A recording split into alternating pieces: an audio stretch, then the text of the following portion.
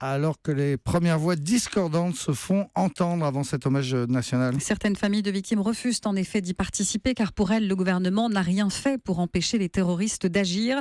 C'est le cas notamment de la famille d'Aurélie, tuée au Bataclan. Elle avait 33 ans.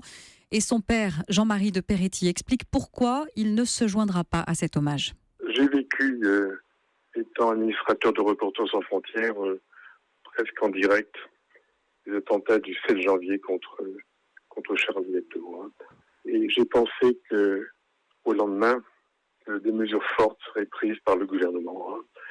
J'ai l'impression que rien n'a été fait. L'espace Schengen est une passoire. Il suffit de regarder comment les dangereux fichiers S ont pu poursuivre leur parcours, semer la mort, retourner en Syrie via l'Allemagne, via la Croatie, via la Grèce. Donc ça, je ne peux pas l'admettre. On aurait dû prendre des mesures plus fortes. Je ne demande pas à ce que les autres familles des victimes boycottent. Chacun le fait selon son sentiment, selon ce qu'il ressent. Mais moi, j'irai pas. Je n'irai pas.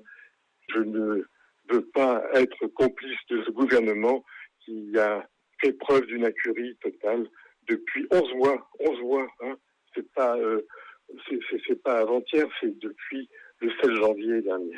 Jean-Marie de Peretti, le père de l'une des victimes du Bataclan, au micro européen de Jacques Terrance.